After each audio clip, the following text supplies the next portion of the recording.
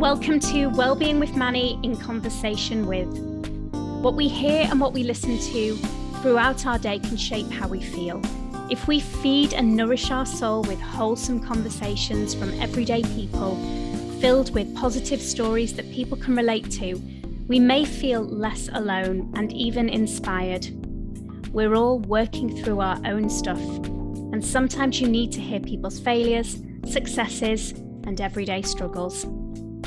Wellbeing with Manny in conversation with is talking to everyday people about how they have journeyed life so far, with hopefully some amazing take-homes and some top tips for you. Thanks for joining us each week for another amazing conversation. It really is all about talking. So think, reach out, talk to somebody. Who will you have a conversation with? Hello, and welcome back to Wellbeing with Manny in conversation with. Now today, or I should say tonight really, we're recording this quite late, so me and Sarah are a bit like, but we're going to bring it. This is going to be amazing. I think for me, this conversation is going to be one of the ones that I've been most looking forward to, because it really gets to the heart of something that I think is just a huge thing that's going on right now. And so for somebody with a real specialism like Sarah to talk about, it's going to be amazing. So we welcome with huge open arms, Sarah Mahony. How are you? Hi, I'm good. Thanks, Manny. It's so nice to see you. Yeah, it's amazing to see you. Thank you so much for joining us. So for those people out there who don't know who you are, just tell us a little bit about yourself. So I am a singing teacher in higher education. So I work with musical theatre students doing sort of degree level courses. I was a performer up until a few years ago when I had my first child. And then I decided to take a master's in voice pedagogy, which is kind of a really fancy way of saying singing teaching. And I've just come to the end of that. So I've been studying for the last 3 years alongside working, and I'm sort of now trying to integrate that work into what I do every day. Yeah, amazing. And so we talk a lot about well-being. This is our thing. This is what we're really focusing on. So the question that I always ask everyone is, what does well-being mean to you? Oh, that's a big one. It's a really big question. I'm just a small question to start the interview off. Opener. I think it means kind of having enough self-awareness to know where your comfort zone is with things, and being able to sort of check in with yourself, whether it's how your body's feeling or when you're sort of spiraling into stress. Like I know now, I'm still working on it, but if I'm working working too much and trying to fit too many things in, and I just sense that something's not right, and the sort of anxiety just goes up a little bit. And it's the idea of well-being, I guess, is being able to check in with yourself and go, hang on a minute, I actually need to address this and figure out exactly what it is that I've kind of tipped over the edge with, and can I take a bit of more time for myself? Do I need to, talk to somebody? Do I need to just phone a friend and decompress, rather than just spiraling with it and getting more and more out of control? So I think well-being is just basically, it's obviously taking care of yourself, but it's knowing how to and knowing when to as well. Yeah, absolutely. And do you think as a person you've got better at that self-awareness of when you need to take a step back or just stop and reflect on what's going on in your kind of very busy life?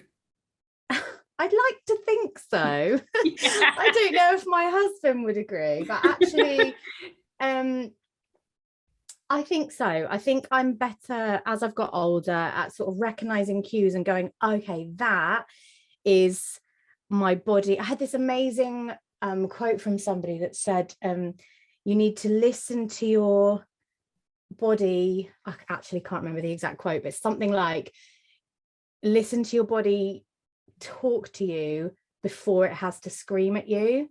Oh, I love that. I know that that's a misquote, but it's really close to that. Doesn't matter. And I love that. And it's about just being able to go, how am I feeling? How's my mind feeling? How's my body feeling?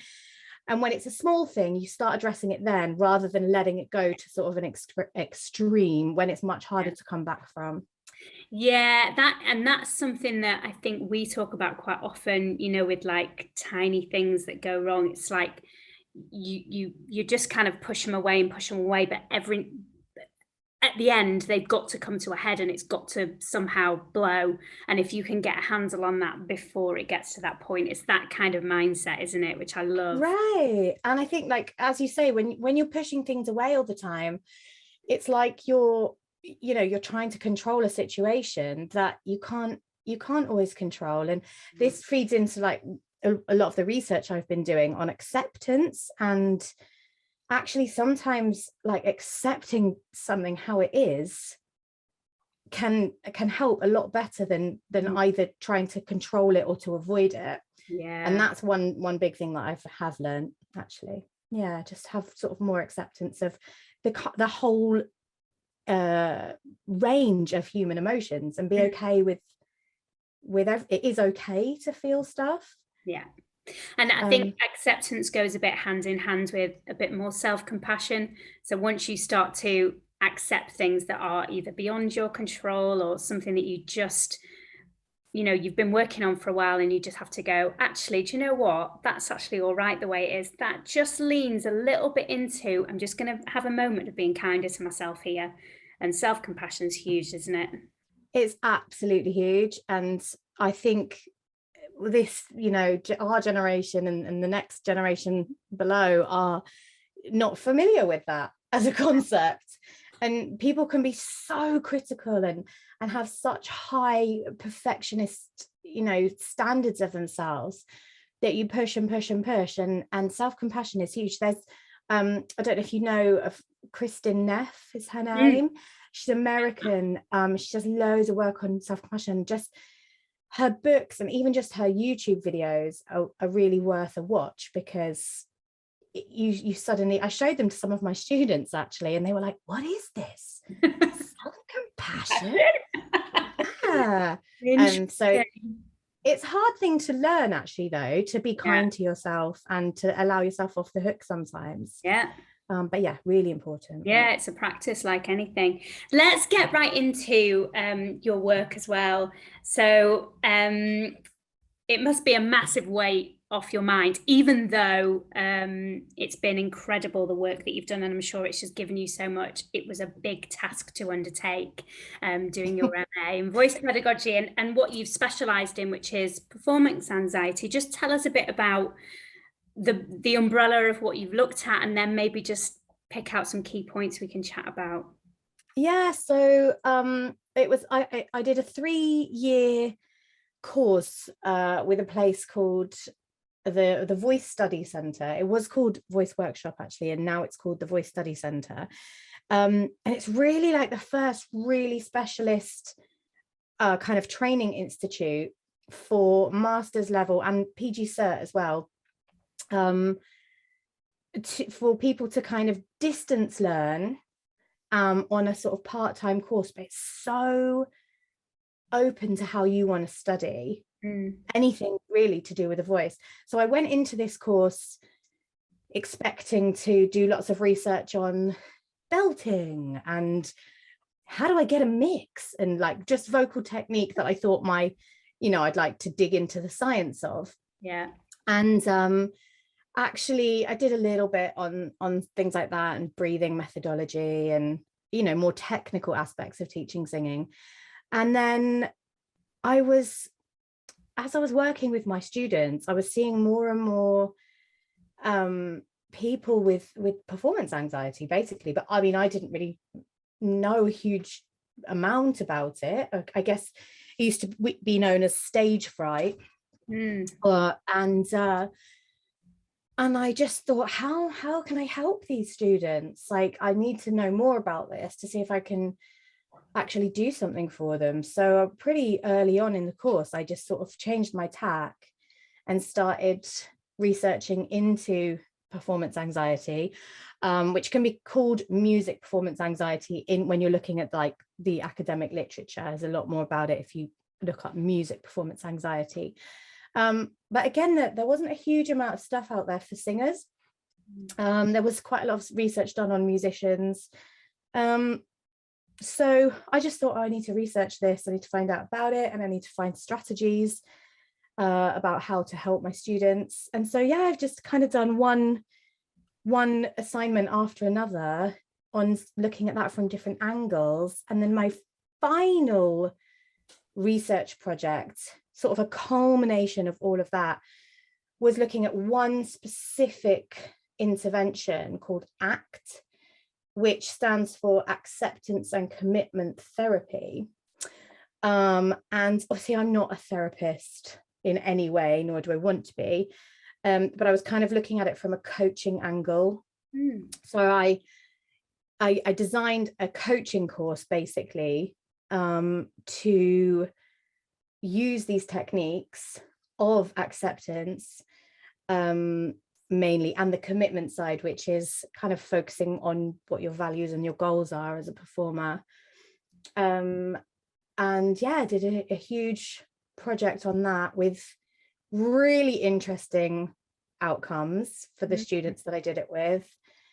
Very promising. And I'm now writing up an article, which hopefully pretty soon is going to be published in an academic journal, which is very exciting. That's amazing.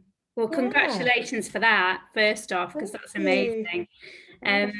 It's so interesting because obviously I teach at higher education as well, and I would say that the rise of performance anxiety is huge, and I think it's something that isn't just the pandemic related. I think, like you say, back in the olden days when we were both performers, it was stage fright. You know, we didn't really have performance anxiety. That's not what it was called.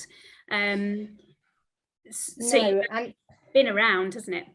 It has. But I think no one's really talked about it. Yeah, I've never really like, I knew people that got so sort of nervous that they couldn't perform, or they would lose their lines, or they would say about having, you know, panic attack in a scene or something. But I think there has sort of been quite a lot of like taboo around the subject, because people feel like if you're given an opportunity to be a performer, it's such a competitive industry anyway, like you almost feel like there's something wrong with you if you can't handle the pressure or whatever. But now that it's started to be talked about, it's so much more prevalent, and you know, there's avenues now where people can get help for it. And I mean, still not enough, but I think it's really important that it's brought to the forefront, and that emerging performers know what this is, and they know that it's okay and that it's normal, and they can get support with it. And there's strategies that they can use, and they can just talk about it, because I just don't think it's been talked about before.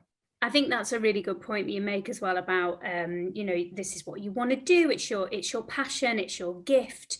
You know, how could you possibly feel like you don't want to do it? How could you be standing, not even at the side of stage, but entering a studio for a class and feeling like you can't sing that day? You know, and that's happened so much to me this year. And, you know, I'm always of the opinion that that's fine. I'll meet you where you are. If it's not okay for you right now, how do you feel about just coming in and watching and joining the class? Even if that feels too much, go home, have a rest, do what you need to do. Because I suppose back when maybe we were training, it was very much pull yourself together, get in the space, get on with it, which I suppose has been the whole mantra of well-being in general, is we just get on with it, you know, in terms of our attitude to mental health. And thank goodness that's changing, and in our industry.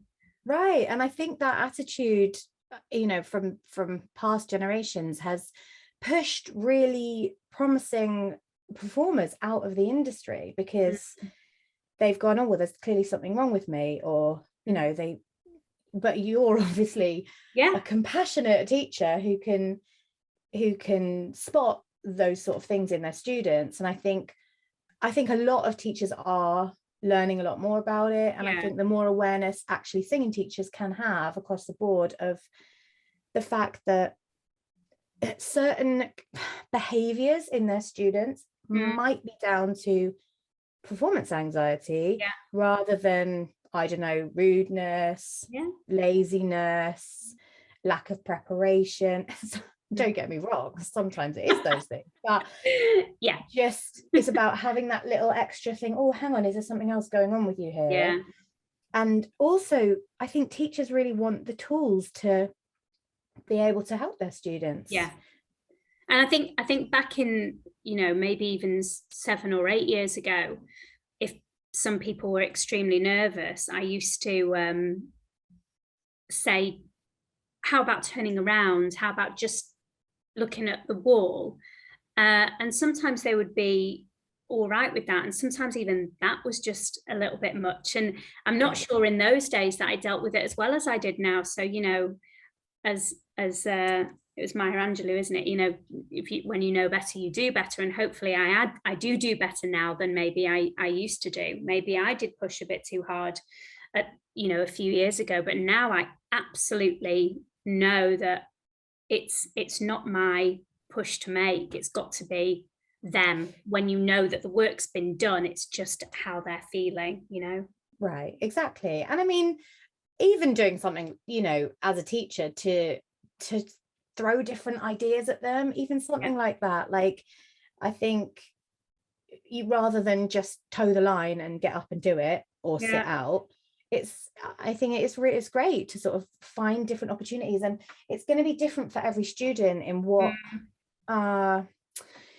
you know, what kind of helps them. So this isn't a one size fits all. So what have you got? A couple of little examples of you know, presumably you trialed a few things with, well, probably quite a lot of students if you were doing many case studies, but are there any highlights, anything, you know, especially for our students that are currently training, and even, you know, people who have been 20 years in the industry, people who still feel this, because that is still the case. You know, I'm sure you have friends, I have friends who have been in this industry for years who still suffer with performance anxiety. Are there any little tidbits? Right, so yes, I mean, loads. I mean, I'm sure there's loads. What I actually did on the study was a whole 6-week program. So I had 1 hour a week with a group of 6 participants who all had high levels of performance anxiety before coming onto the course. And I kind of wrote this. I used, you know, a few pieces of literature actually to help me kind of design how it would work. But I essentially used all the tools from this therapy called acceptance and commitment therapy. So within that, they encourage things like there's mindfulness practices. So using, you know, meditative techniques to kind of on a very regular basis. So we did mindfulness every session. They have diffusion techniques. So that literally means like to defuse with your thoughts. So when you're kind of identifying anxious thoughts or feelings coming up related to your performing, there's little strategies that you can use to kind of like unhook your thoughts from yourself. So they're not like, there's this great metaphor that comes from kind of the ACT community, where if you place a hand right in front of your face, you just kind of can't see through, and it's about like, just move it away. It's still there, but it's not attached to you anymore, and you've just suddenly got all this space to see. So diffusion techniques would be things like singing your thoughts. So if you're one of your kind of things going around your head is like, you're going to be judged for this performance, or you're never going to hit that high note, or you're such a rubbish singer. You sing it and you go like, you're never gonna hit that note. Yeah, you're never gonna hit that note. And all of a sudden, that thought isn't as scary. Or give it a silly voice, like a silly little character, like it's a little pink fluffy monster going like, everyone's gonna be laughing at you because you're so terrible. And that technique worked really well because it kind of made them laugh, you know, and they could use that when these thoughts would come up. I used a lot of self-compassion, as you mentioned before. So just kind of identifying the difference between critical thoughts, self-critical thoughts, and compassionate thoughts. Also, setting your values as a performer. So just kind of got people to make a little list of like, what do they value about being a performer? So it might be things like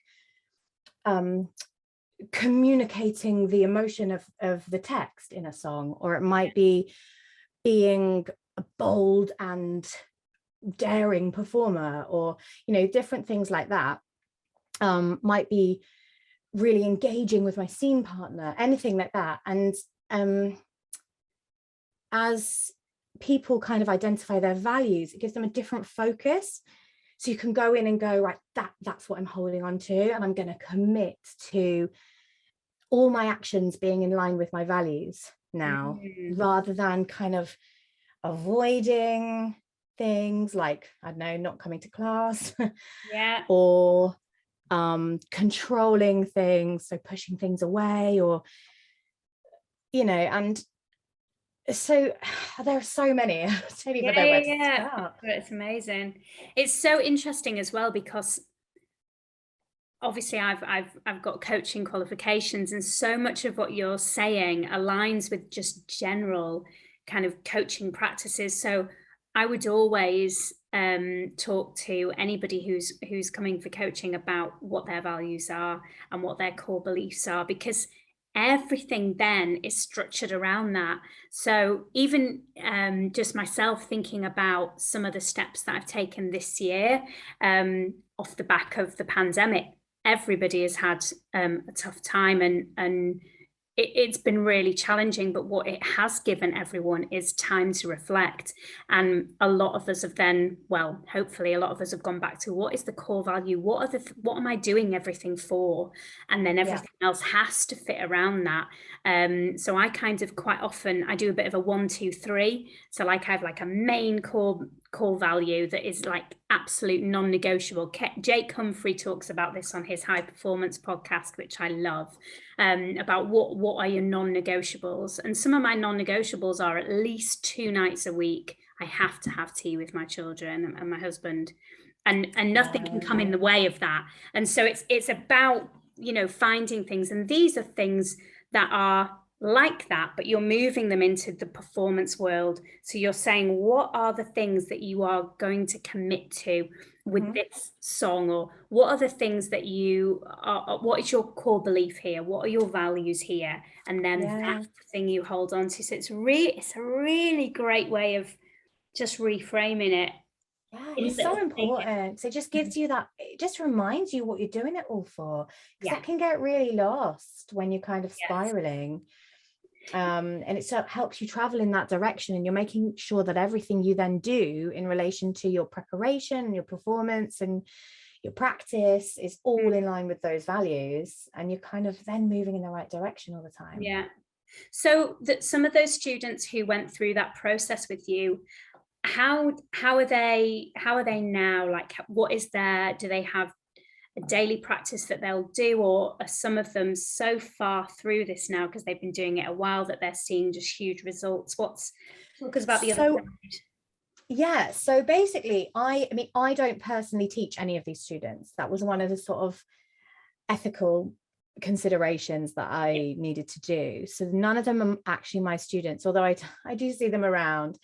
But after the 6-week course, I did some interviews with them, and then I did a follow-up after another 3 months to see how they were doing. And it was so great. All of them, after 3 months, were still using the technique. So they were still doing mindfulness practice. They were being much more compassionate to themselves. They were sort of engaging in behavior that was much more in line with their values. So they're making sure that they turned up to their lessons, or they were making sure that they didn't beat themselves up if they made a mistake in a song, and they just carried on and just addressed it at the end, and were much more okay with it. So I hope that they kind of all still practicing these techniques, or that they can kind of dip in and out of them if they need them. So I gave everyone like handouts from every session. So they have all the exercises and like a big reminder of everything that we did. So hopefully they can sort of dip back into it if they need things. But yeah, the outcomes of the research were so positive. I did a lot of like questionnaires, like self-assessments that were based on like very rigorously researched methods. So I was using these assessments all the way through to sort of chart their progress in terms of like how another big thing is shame. So what kind of level of shame they would feel after a performance, or whether they were engaging in behaviors that were in line with their values, or how much they were fused with their anxious thoughts and feelings, and also their symptoms. So different symptoms that you can get from having performance anxiety, whether it's physical, trembling or shallow breathing, or kind of cognitive or behavioral symptoms. And I took measures of these all the way through, and again at 3 months after, and the trajectory that they'd gone on was just huge. I could show you the pictures, but of the graph. Took me ages to do the graph, honestly. Like the stats and stuff is not really my thing, but amazing. We got there in the end. So yeah, you can really see on paper improvements in the participants, and I have a lot of belief that kind of works, but it wasn't just a quick fix. It was really engaging and practicing. I gave them little homework tasks every week to do. So I think when you have that level of performance anxiety, it's probably something that you just need to really nurture over time and really get to grips with the different things that you can do and keep doing them. It goes back to something that I was talking on one of our episodes to Catherine, who is a mindset coach. She's my cousin-in-law, and she made a point either on camera or off camera. So if you didn't hear it in the episode, it's because we talked about it before we were recording. So I'll just explain. We were talking about when you're training, you spend a lot of time honing your techniques. So you do acting, you do singing, you do dance, and you'll do technique after technique, and then you'll go home and you'll drill that technique, and then in class you drill it again. You make sure you do your stretch and release and your vocal warm-up, and you stretch after you've danced, and all of these things that become just this habit, this practice. But actually the bit missing, if you are suffering from performance anxiety, or even if you're not, like this kind of practice is huge. And as you said, this is no quick fix. This is something that's got to be nurtured. And it's just like any aspect of somebody who's training to do anything, it has to be nurtured and practiced. Yeah, absolutely. And like, as you say, I actually think making sure that you're practicing your technique and your, that side of things is being nurtured as well, it goes a long way towards helping the performance anxiety as well, because I mean, you can't undervalue preparation. That's so important. You need to be so on it, and you need to be engaging in your practice and your technique regularly. But yeah, it absolutely goes along. And if I could say any one thing that anyone could just pick up now and be doing alongside their practice, is mindfulness. Like, it's so accessible. There's literally videos and audio recordings all over the internet. And if you can kind of have a little element of your performer's brain on with that mindfulness, then great. But if it's just for general mindfulness, that's also brilliant, because what it does is it's all about presence, and it's all about coming back to the present moment. So if you're practicing that daily, that your mind can kind of drift off, but you can go, okay, no, I'm just going to bring you back to the present, whether it's focusing on something you can see or hear or smell, or just your breathing. You're training your neural pathways to know how to recognize when they're going spiraling off, or whether if you're in a performance and you suddenly having these hugely self-critical thoughts, oh my god, there's this note coming up, or what is everyone saying about me, or whatever, you've drifted, and you use your mindful technique to go shunk, come back to the room, come back to the character, come back to what I'm focusing on here with the journey of the song. And that's not so easy to do unless you've practiced it, and unless you've connected those pathways in your brain. So I think that's a really easy thing to do for just a few minutes, even if you do it every day or a few times a week. And I say this to some of my students quite often, that we don't realize what 2-for-1s we're getting. So if you're having a moment where you're just gonna relax at the beginning of a session in semi-supine, doing some breathing in and out just to see that rise and fall in the belly, what do they consider that to be? It's a 2-for-1 in my opinion. And I think that's a real superpower that actors and performers have, is that there's endless talk about breath and making sure that it's centered and lying on the floor, and making sure whatever methodology or whatever you subscribe to, there's always something that talks about the breath. So we understand it well as performers. So to use that and just think about it in a slightly wider sense, in terms of a mindfulness sense, I think is so powerful. It's such a powerful thing to think about.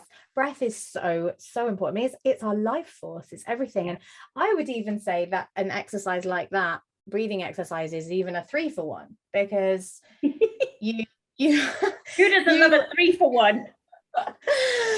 It's an absolute bargain. So basically, like, not only are you kind of practicing being able to take a really nice low released breath for your singing technique, you are also doing mindfulness, because you're concentrating on your breathing and you're bringing yourself back into the room. So you're kind of working on your presence, your present moment awareness, and also you're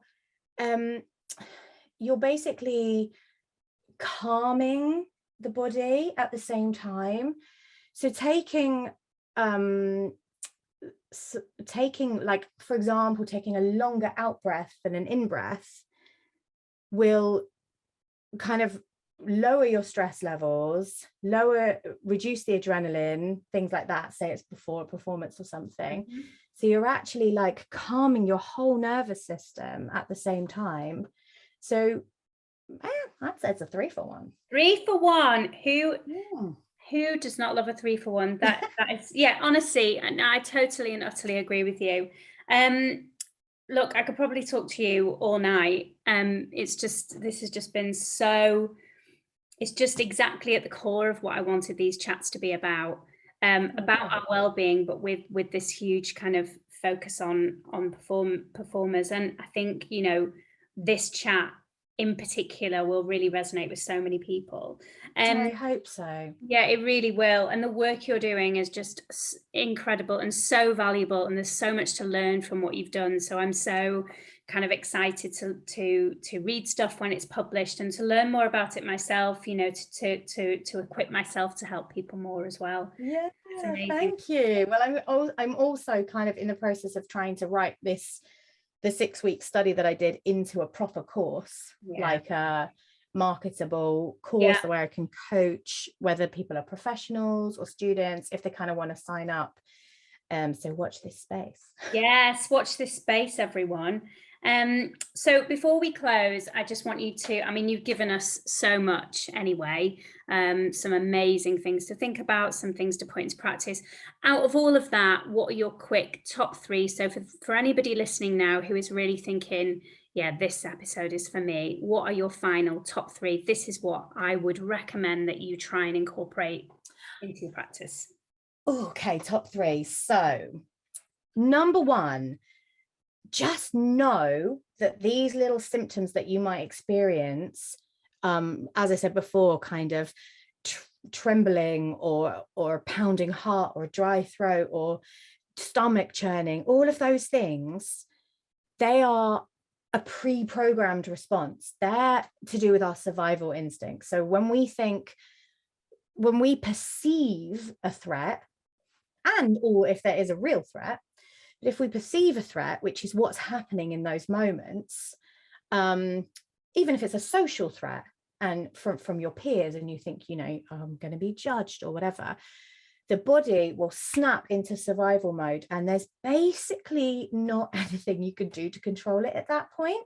Yeah. So with so many people, kind of, that these things start happening to them, and they go, oh my God, something's wrong.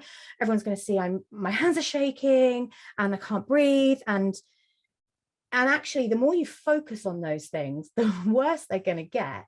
Actually, don't give them the time of day. They're there. They'll calm down by themselves when the adrenaline starts to wear off as you get into your song. But if you start trying to control them, they'll kind of get worse. So it's just know that that's a normal thing to happen.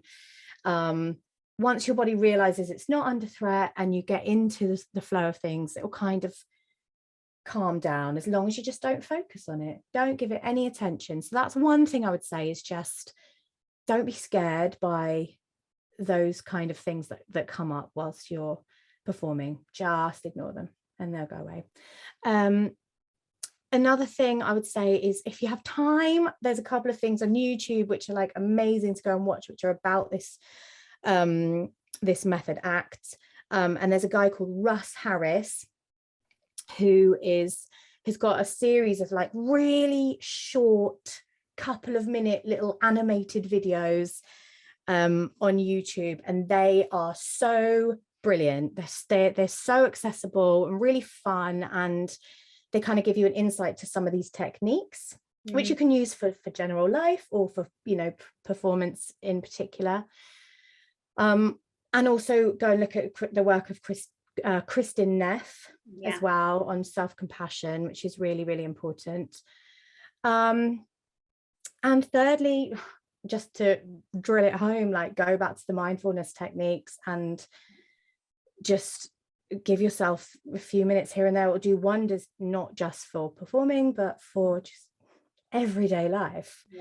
And it really is, growing your brain to be able to become more calm and more focused and more present, which are all things you need as a performer and human. Yes. What a way to end the episode.